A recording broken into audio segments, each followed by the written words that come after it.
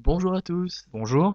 Aujourd'hui, nous allons parler de droit pénal avec l'étude de deux crimes. Eh oui, qui ne s'est jamais demandé ce qu'il risquait en cas de meurtre ou d'assassinat? C'est ce que nous allons voir dans cette vidéo. Avant ça, il faut s'intéresser aux différences et aux points communs entre ces deux infractions. Pour ça, nous allons voir le chemin qui mène à la constitution de ces deux crimes, en voyant d'une part les conditions préalables, et d'autre part les éléments constitutifs qui sont communs à ces deux infractions. Alors, tout d'abord, les conditions préalables. Elles sont principalement au nombre de deux. Donc, tout d'abord, l'acte doit viser une personne humaine vivante. Et ensuite, l'acte doit être dirigé vers autrui. Donc, on va voir la première condition avec l'acte qui doit viser une personne humaine vivante. Alors, la personne humaine vivante, la personne est humaine, ce qui implique donc que ce n'est pas un animal, mais bien une personne humaine comme vous et moi. Alors, tout d'abord, on peut se poser la question du fœtus.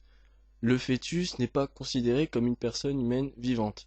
Pourquoi? Parce qu'il n'a pas la personnalité juridique.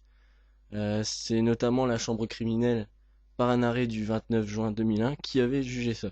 Donc, le fœtus doit être né pour pouvoir être considéré comme une personne juridique et être susceptible d'être tué. Ensuite, si la personne est déjà décédée, on appelle ça une infraction impossible.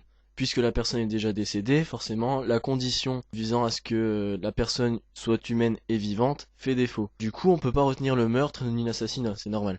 Pourtant, le célèbre arrêt Perdreau, rendu par la chambre criminelle de la Cour de cassation le 16 janvier 1986, avait rendu une solution plutôt originale puisqu'elle avait réprimé par la tentative de meurtre la personne qui avait tenté de tuer un cadavre sans savoir que la personne était décédée.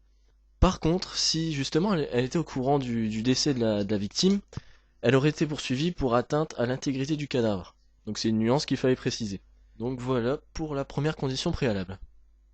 La deuxième condition préalable est que l'acte doit être dirigé vers autrui donc une autre personne que soi, ce qui a pour conséquence que le suicide n'est ni un assassinat ni un meurtre contre soi-même. En effet, le suicide n'est plus réprimé depuis 1810. Avant 1810, cela avait pour conséquence la confiscation des biens du défunt, mais cette solution a été abandonnée. En revanche, lors d'un suicide commun raté, la personne survivante peut être poursuivie pour meurtre ou assassinat. C'est une solution rendue par la Chambre criminelle le 23 juin 1838. Voilà pour les conditions préalables. Donc maintenant passons aux éléments constitutifs communs au meurtre et à l'assassinat, à savoir l'élément matériel et l'élément moral. Les éléments constitutifs sont à distinguer des conditions préalables. En effet, les conditions préalables ne sont pas prévues par les textes incriminateurs du code pénal, contrairement aux éléments constitutifs. Aussi, on ne peut pas réprimer par exemple le fait d'être vivant, c'est-à-dire une condition préalable.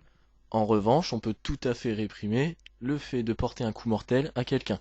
C'est d'ailleurs l'élément matériel commun au meurtre et à l'assassinat que nous allons voir tout de suite. L'élément matériel, c'est l'acte homicide. C'est un acte qui tend à donner la mort. Il n'y a pas de précision dans le code pénal sur la nature de l'acte. Le code pénal dit que c'est le fait de donner la mort. Cela peut donc se faire par plusieurs moyens, comme les violences, les strangulations ou encore les armes à feu et les armes blanches. En revanche, on exclut le poison car sinon c'est un empoisonnement, qui est d'ailleurs une infraction autonome et totalement différente que nous verrons dans une autre vidéo. Concernant l'élément moral, il s'agit de la volonté de tuer. Comme le juriste aime beaucoup les termes latins, on utilise celui de l'animus necandi. Concrètement, il faut un dol spécial. Il se distingue du dol général. Le dol général, c'est la volonté d'accomplir des actes en sachant qu'ils sont susceptibles d'entraîner la mort de la victime. En revanche, le dol spécial implique la réelle volonté, la réelle recherche de la mort de la victime. Ensuite, il existe des circonstances qui vont aggraver la peine, qui sont communes au meurtre et à l'assassinat. Elles sont au nombre de 8. Tout d'abord la corrélation. La corrélation, c'est quand l'auteur a commis un meurtre et un délit, et que le meurtre a été commis pour faciliter ou préparer la commission du délit, ou encore pour favoriser la fuite de l'auteur ou rendre son identification plus difficile. C'est le cas par exemple d'un individu qui commet un vol, qui se fait surprendre par une personne et qui décide de la tuer afin d'éliminer tout témoin, et ainsi rendre son identification plus difficile. Dans un tel cas, la circonstance aggravante de la corrélation s'appliquera. Le meurtre et l'assassinat peuvent également être aggravés en cas de concomitance avec un autre crime. Concrètement, c'est le cas du meurtre ou de l'assassinat qui est suivi, qui suit, qui précède ou est précédé, ou encore accompagne un autre crime. On retient la concomitance dans plusieurs cas.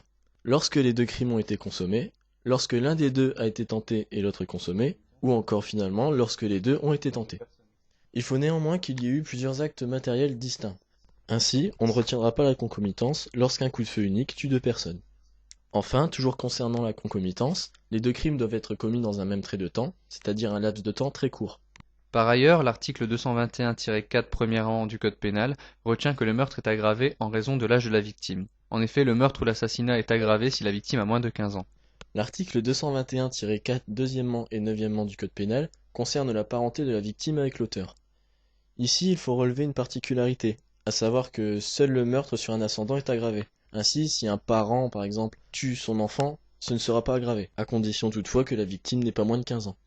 Depuis une loi du 4 avril 2006, une aggravation est également encourue lorsque la victime du meurtre est le conjoint, le concubin ou le partenaire de Pacs de l'auteur. Le meurtre ou l'assassinat peut être aggravé en raison de la vulnérabilité de la victime d'après l'article 220-4 troisièmement du Code pénal. Les cas de vulnérabilité sont variés. On peut citer par exemple la maladie de la victime, son infirmité, son grand âge, sa déficience psychique ou encore son état de grossesse. Toutefois, pour que cette circonstance aggravante soit reconnue, il faut que l'auteur ait connaissance de la vulnérabilité de la victime ou encore que cette vulnérabilité soit apparente. En ce qui concerne la profession de la victime, selon l'article 221-4 quatrièmement du Code pénal, elle n'est constitutive d'une aggravation que lorsque le meurtre ou l'assassinat est commis en raison de cette profession, ou encore pendant l'exercice de celle-ci. Cela suppose donc que l'auteur des faits en ait connaissance. On vise par exemple les policiers ou encore les enseignants. Toutefois, l'aggravation est aussi encourue si le crime est commis à l'encontre du conjoint, d'un ascendant, d'un descendant ou d'une personne vivant habituellement au domicile de l'individu exerçant une profession particulière. Enfin, l'article 221-4 cinquièmement du Code pénal prévoit que le meurtre ou l'assassinat est aggravé si la victime est impliquée dans une procédure judiciaire. Par exemple, tuer un témoin pour l'empêcher de lancer une procédure ou de participer à une procédure judiciaire est un meurtre ou un assassinat aggravé. Enfin, la dernière circonstance aggravante est prévue à l'article 221-4 sixièmement du Code pénal. Elle concerne les origines, les croyances ou la sexualité de la victime. Par exemple, si un assassinat est perpétré à l'encontre d'un individu que l'auteur croit à tort juif, homosexuel ou autre, il y aura aggravation de la peine. Du moment que l'auteur a agi pour cette raison, cela suffit, même s'il s'est trompé sur l'origine, les croyances ou la sexualité de la victime. Après avoir vu les points communs du meurtre et de l'assassinat, il est temps de voir ces crimes individuellement. En ce qui concerne le meurtre, c'est l'article 221-1 du Code pénal qui réprime le fait de donner volontairement la mort à autrui. Sans circonstance aggravante, le meurtrier encourt 30 ans de réclusion criminelle. En revanche, si le meurtre est commis avec l'une des circonstances aggravantes, c'est la réclusion criminelle à perpétuité qui est encourue. L'assassinat est quant à lui réprimé à l'article 221-3 du Code pénal. Il y est défini comme le meurtre commis avec préméditation. Mais qu'est-ce que la préméditation? Le Code pénal y répond clairement à l'article 132-72. C'est le dessein formé avant l'action de commettre un crime ou un délit. Quant à la peine, il est logique qu'elle soit plus sévère. Une personne ayant mûrement préparé son acte sera plus lourdement sanctionnée qu'une autre ayant agi sous le coup d'une pulsion. C'est pourquoi la peine prévue en cas d'assassinat est la réclusion criminelle à perpétuité. La question qu'on pourrait se poser est celle de savoir ce qui se passe en cas de circonstances aggravantes. Dans ce cas, puisque la peine prévue est déjà la peine maximale, l'aggravation se répercutera sur la période de sûreté, c'est-à-dire concrètement la période durant laquelle un détenu ne peut bénéficier d'aucun des avantages pouvant lui être accordés, tels qu'une libération conditionnelle. C'est donc la fin de cette vidéo. En espérant que tout cela était bon à savoir, on vous dit à la À la prochaine. prochaine.